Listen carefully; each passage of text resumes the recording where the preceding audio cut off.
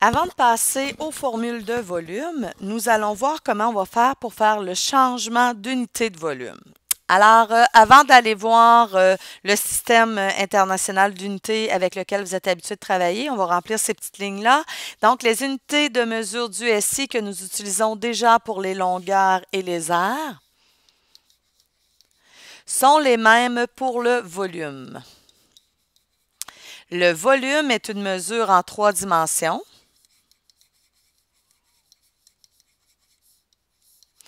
Il faut multiplier ou diviser par 1000 pour passer d'une unité de volume à une autre. Alors, je vous explique. Vous autres, vous êtes habitués de la voir, cette règle-là. Vous êtes habitués de voir des kilomètres, des hectomètres, décamètres, mètres, décimètres, centimètres, millimètres. Vous avez appris que quand je passais de un à l'autre, je faisais des multiples de 10 et à l'inverse, pour aller de là à là, je divisais par 10. Après ça, on vous a montré au carré. Donc, quand on parle d'air et je me mets au carré, là, notre facteur de changement était 100. Mais maintenant, avec les volumes, on est en 3 dimensions. C'est pour ça qu'on est exposé en 3. Donc, on est au cube. Et le facteur de changement sera 1000.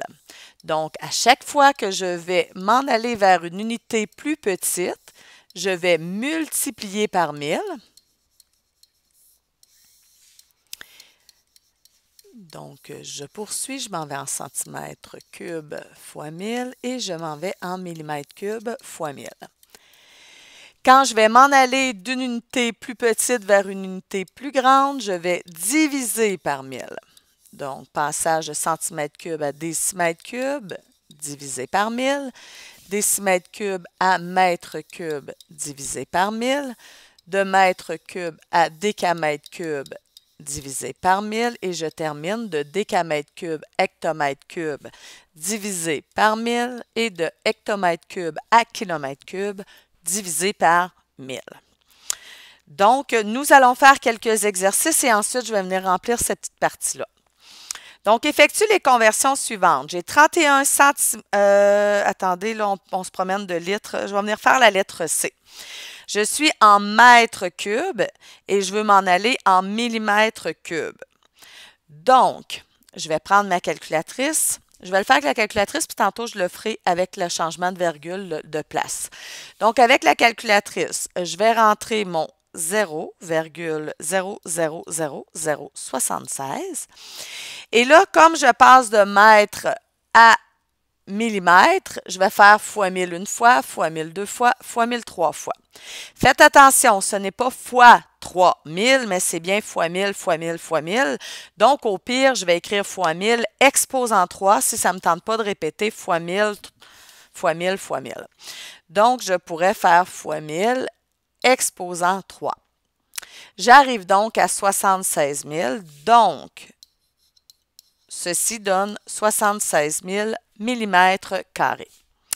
Je vais le faire maintenant avec le changement de virgule de place. Donc, je vais juste m'écrire ça ici pour vous montrer. Donc, comme j'ai fait fois 1000, j'ai tassé de 3 chiffres la virgule. Donc là, j'étais donc rendu ici en décimètres cubes. Je me reprends et je vais m'en aller en centimètres cubes. Donc, je retasse de 3 positions vers la droite, plus puisque j'ai multiplié par 1000. Et pour me rendre maintenant en millimètres cubes, je vais encore tracer 1, 2, 3. Donc, c'est pour ça que je me rajoute 3 zéros. La virgule est comme à la fin. Donc, j'arrive à 76 000. J'ai-tu un autre exemple qu'on peut faire sans les litres? Non. Donc, c'est vraiment comme ça que vous allez travailler avec votre calculatrice ou le changement de virgule de place. N'oubliez pas, si vous divisez par 1000, vous tassez vers la gauche. Si je multiplie, je tasse vers la droite. Alors ici, il y a des correspondances très intéressantes parce que oui, on va être en cube quand on prend des mesures en mètres, mais souvent un volume va être donné en litres, en millilitres. Donc, comment on fait pour faire la conversion? Il faut savoir que 1 mètre cube, c'est la même chose que 1 kilolitre. Ça l'équivaut à 1000 litres. Un décimètre cube, équivaut à 1 litre et un centimètre cube équivaut à 1 millilitre. Donc, on va voir comment travailler avec ça. Donc, j'ai 31 cm3 et on me demande combien ça fait de millilitres. Donc, je sais que 1 cm3 me donne 1 millilitre, donc 31 cm3 me donnera 31 millilitres. Si j'ai 12,5 litres, comment que ça me donne de mètres cubes? Donc, j'ai 12,5 litres. Je pourrais aller voir 12,5 litres, qu'est-ce que ça l'équivaut en décimètres. Donc, on voit que 1 litre, c'est 1 décimètre cube. Donc, je pourrais écrire que ça donne 12,5 décimètres cubes.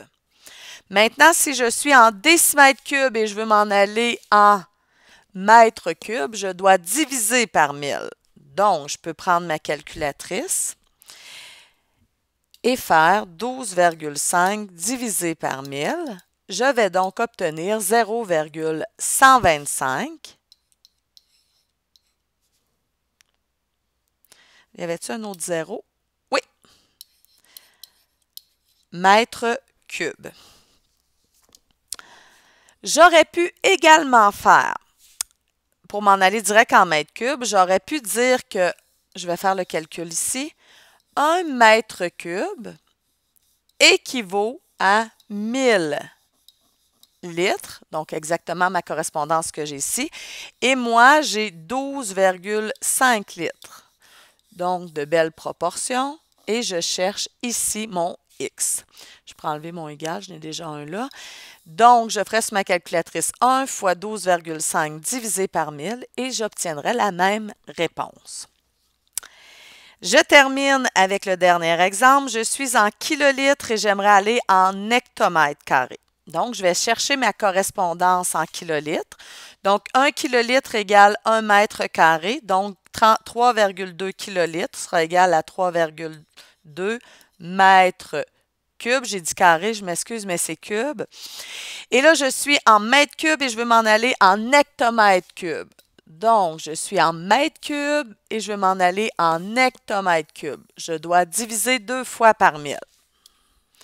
Donc, je vais faire diviser par 1000 et je vais refaire diviser par 1000. Donc, si je prends ma calculatrice et je fais 3,2 divisé par 1000 et que je redivise par 1000, j'obtiens donc, et là, vous arrivez à une écriture en nombre scientifique, en notation scientifique. Ça dit, prends ton 3,2 puis tasse-le de 6 positions vers la gauche. Fait que je vais le faire, mais je vais tasser ma virgule de 3 positions vers la gauche. 6, pardon. 1, 2, 3, 4, 5, 6. Ma virgule est donc ici, avec un 0 devant. Et là, je vais me rajouter des zéros. Donc, j'obtiens 0, virgule 1, 2, 3, 0. J'ai fait ces 3-là. 0, 0, 3. Et j'ai un 2 à la fin. Donc, j'ai 0,0000032 hectomètres cubes. Alors, c'est ainsi qu'on va travailler pour passer d'une unité de volume à une autre. Alors, bon travail!